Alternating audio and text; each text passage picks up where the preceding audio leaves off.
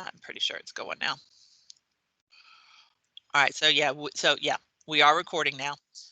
So as you guys are getting in and getting settled, let me take one more screenshot because I've had a couple people just show up. 9:44. Paste, save. I'll worry about sizing that later. I don't have time to mess with that right now. All right, so basically what we have going on is you have your, today we're going to do our discussion on coal. All right, we're going to finish that up, and that's the end of 12.2. So I have in here the 12.1 and 2 study guide there together. That also you have available today. And remember, 12.1 is net energy, it's subsidies, and commercial energy. Okay, and then 12.2 is the fossil fuels, coal, oil, and natural gas. Those will be tested together on Wednesday, this Wednesday. Okay, all right.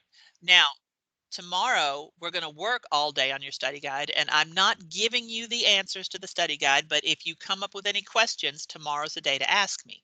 Okay. All right. Then on Wednesday, you will have your test of 12.1 and 12.2. All right. And I'm going to assign to you the box for 12.3. That's nuclear. Okay. That's the last of the non-renewables. And then you also on next Thursday, okay, the test for nuclear is next Wednesday. On next Thursday, you have a vocabulary test that covers the whole chapter. And the vocabulary words there on Wednesday for you is a Quizlet. Remember Quizlet that has the flashcards? Okay, it has every vocabulary word and the definition that I'll be using for the test. So it's right there for you on this Wednesday for the test on next Thursday. Okay, so this Wednesday, you're testing 12.1 and 2. Next Wednesday, you're testing 12.3. And you're testing the vocabulary on next Thursday. Okay. Testing 12.1 and 2 this Wednesday. Testing 12.3 on next Wednesday, and then the big vocabulary on next Thursday. But you have everything you need right here. Okay, so that's this is Wednesday. All right. And then the notes for 12.3 are right here on Thursday, and I'm going to give you Friday to work on them. That means I don't have to. Right. I won't be giving you any other paperwork to do next week. You have every piece of paper that you're going to owe me already right here. Next week is all studying and getting ready and testing it. So every single piece of paper you're going to owe me is right here in this week. Okay. Because remember, we don't have all 10 days. All right. We are here today. The quarter ends on the 16th, but the grades have to be finalized on the 16th. So I can't take anything from you past the 15th. That means you're not going to be able to get your full 10 days, but it's all right here, right now. Everything you're going to need for the whole rest of the quarter is in this week right here. So let's go ahead and switch over to our coal discussion. And then once I get finished with the coal discussion, then I'll give you time to work on your study guide. Okay. All right. So with coal, right here, we were talking about our fossil fuels. And let me go back up to wherever coal begins. Yeah, there's natural gas. So we're going further down. We talked already about natural gas, and we started with oil and then heavy oil, and then natural gas with all the fracking. Okay. And then moving on now into coal. All right. So coal is formed from the land plants. In the time before the dinosaurs, all right, before the dinosaurs, there were house plants, you know, like the green stem, squishy stem house plants, not woody like a tree, but like a house plant. But they were as big as buildings, huge, gigantic house plants. All right. But the thing about it is at that time, again, this is before the dinosaurs, nothing had evolved in the whole world that could digest part of the cell wall in a plant called lignin. There's a chemical in the cell wall of a plant, lignin, Lignin. Nothing had evolved on the earth that could digest lignin. So these gigantic house plants that were as big as buildings, when they died, they just laid there.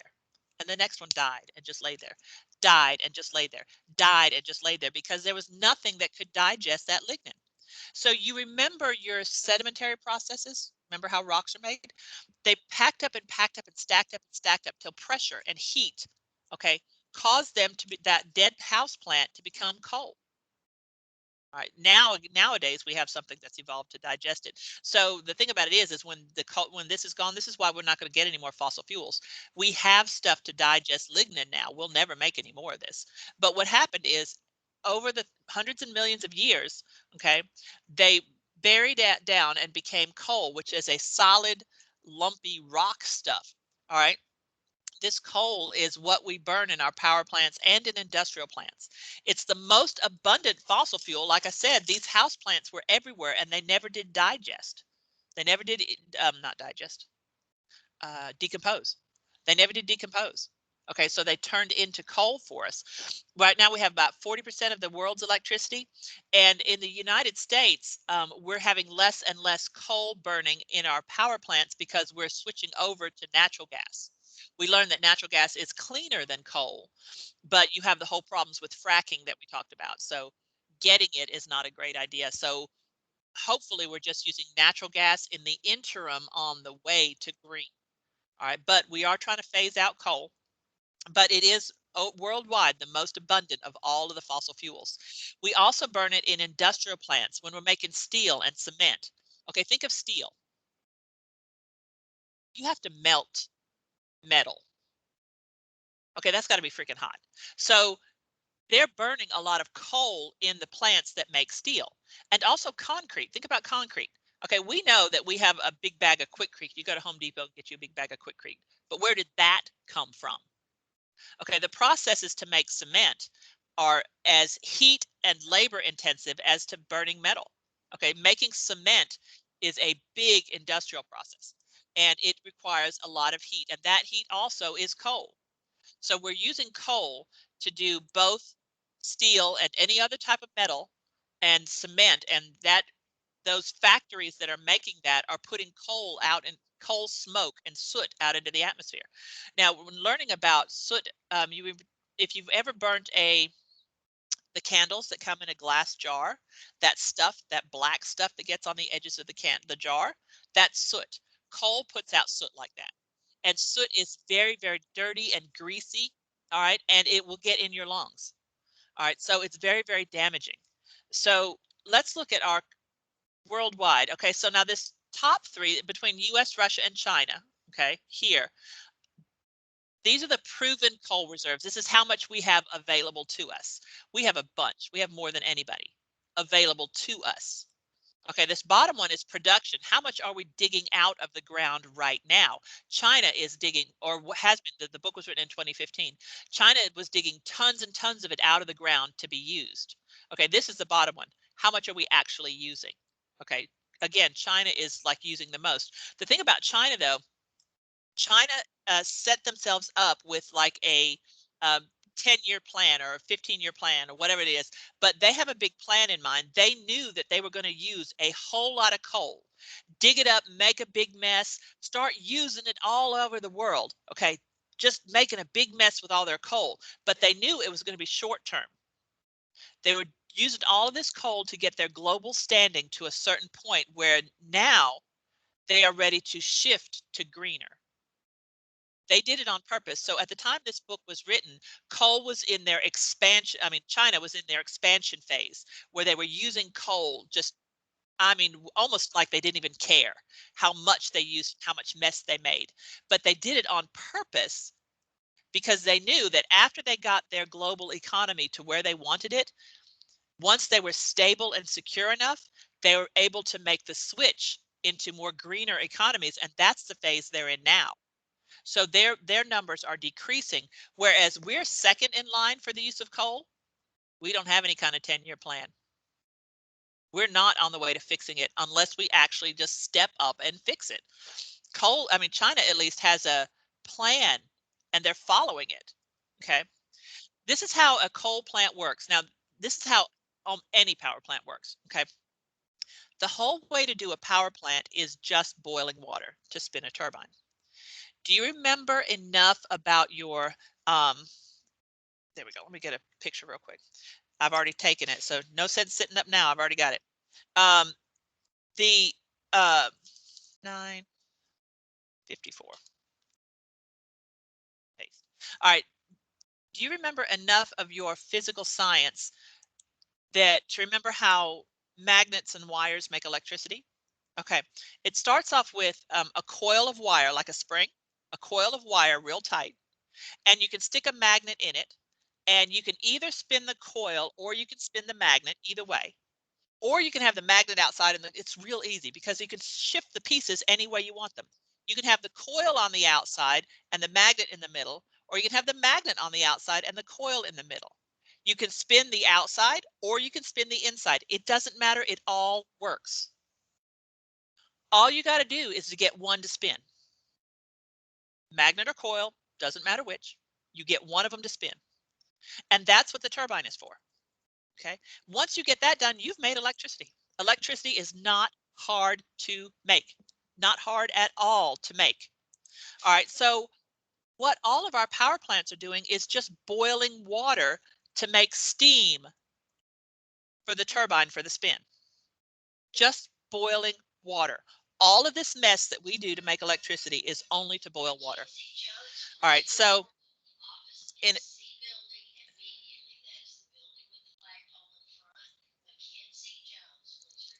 it's so cute how we have to give the freshmen directions because they have no idea what's going on here.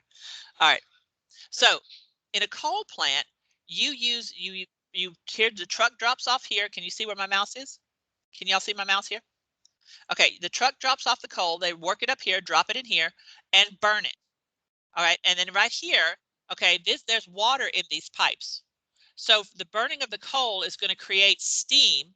Okay, boil the water here, steam here, and that makes the spin. Okay, and that takes the electricity out. Once the water cools down, or at least it will condense, and you send it over here to help cool it down further and send it back to boil again. Over here, this is where you have some of the excess steam and the chunked up coal, okay, to use in secondary processes. But even the nastiest, so again, the whole purpose here is just to boil water.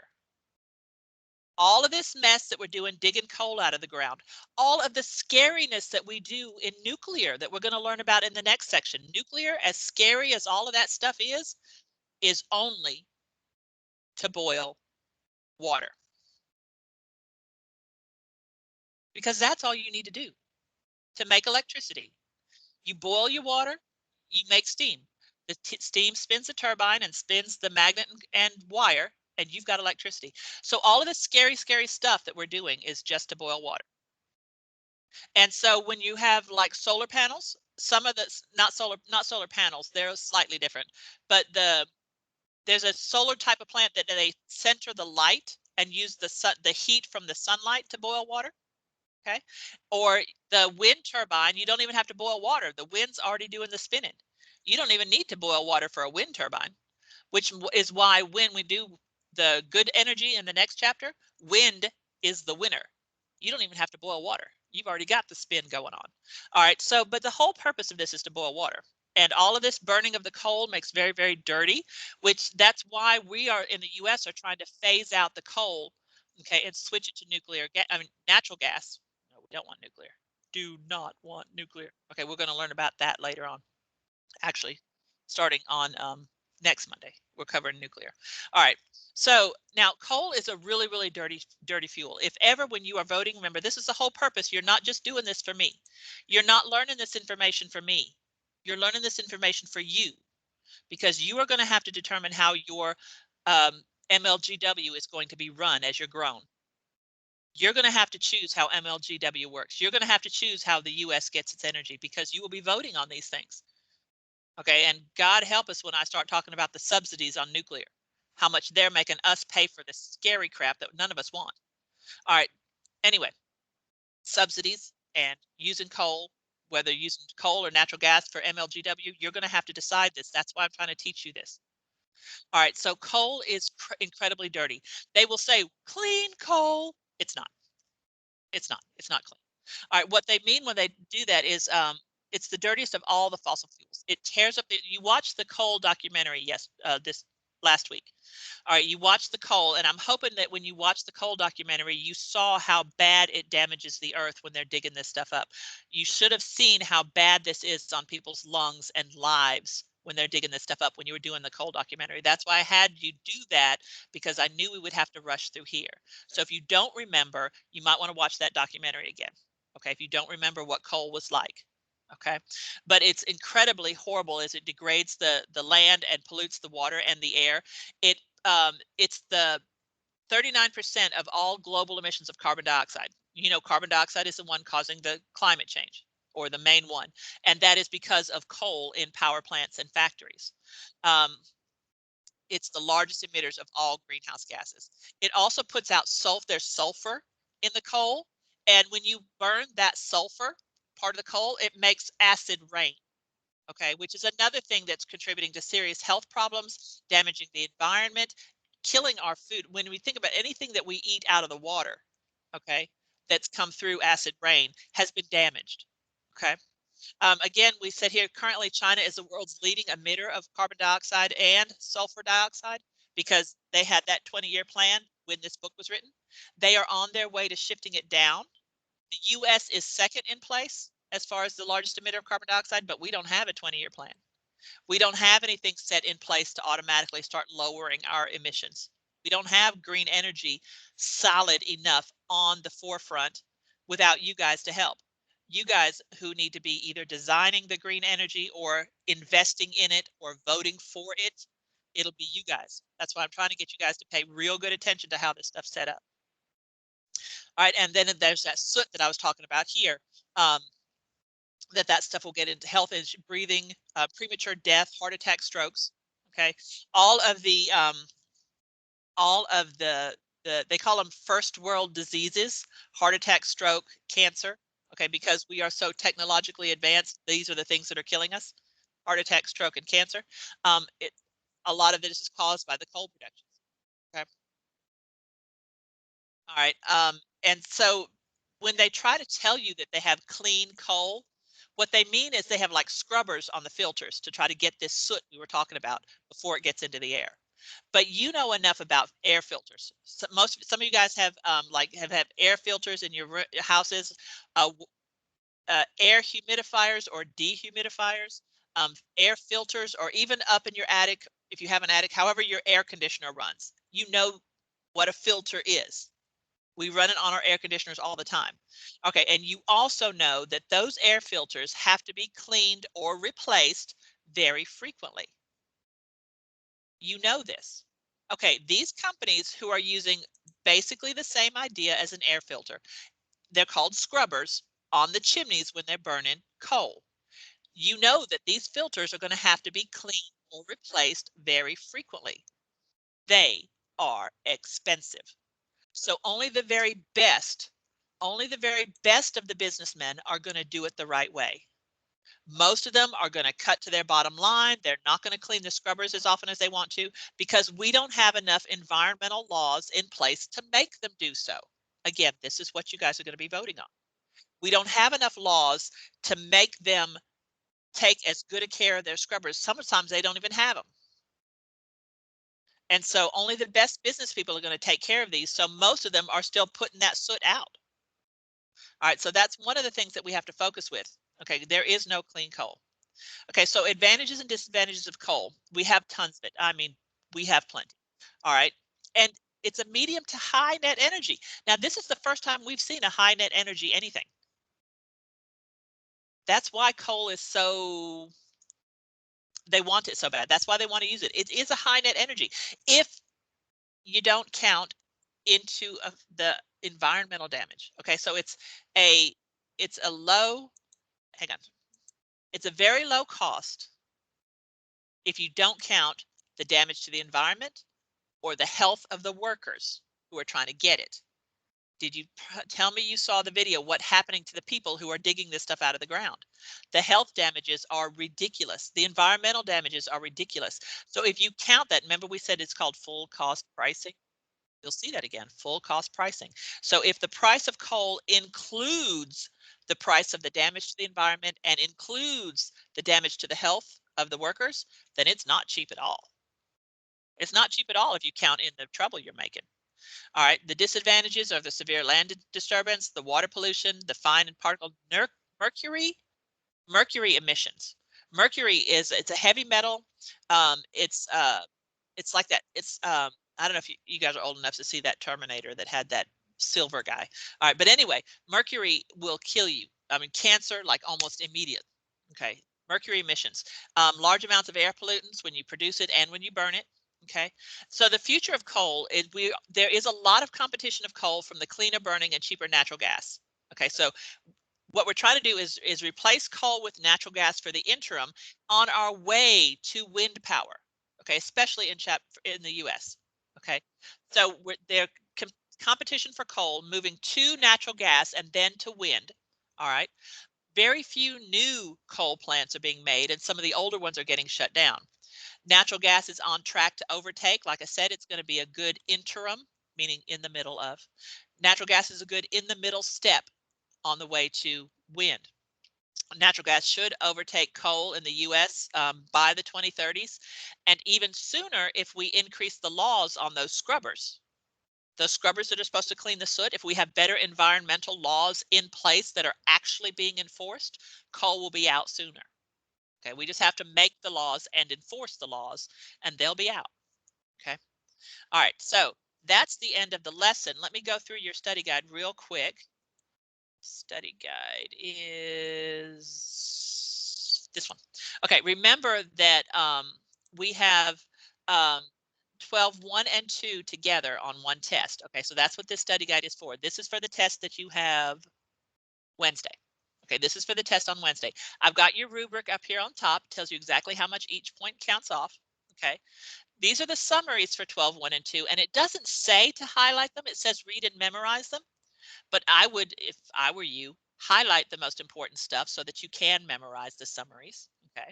Moving down here, these are the quick checks. Now, some of you guys are still treating them as true false questions, and you're just writing true so you don't have to do anything. These are already false. Every one of these quick check is false. You just need to fix it. Okay. And just the one word. Just fix the underlined word. Okay. Some of you guys, I still can't believe how many people are not doing your quick checks right. They are false statements. Makes them true. Okay. Here's the 12.1. All right. And here's the questions that go with 12.1, the assessment. Okay. Now, I do not want you to Google your answers, and I don't want you to make up something that you think sounds good. Every one of these questions is word for word in your book. Another picture. Every one of these questions is word for word in your book. So I do not want Google answers, and I do not want just what sounds good. They are word for word in your text. So open up your text and look for them, because that's what I will be looking for when I grade it. Save, minimize. All right. So these are the ones for 12.1. And then we have, here's 12.2. Again, the quick check for 12.2 and the questions for 12.2. Now, moving on down here, recall that I said you have a vocabulary test on next Thursday. The vocabulary test covers the whole chapter. But what I have right here, these are the terms for just section 1 and 2, so that you can start getting ready. Okay, so that you can start preparing. These are the terms for section 1 and 2. And this is a vocabulary exercise. Not all of the words are in here.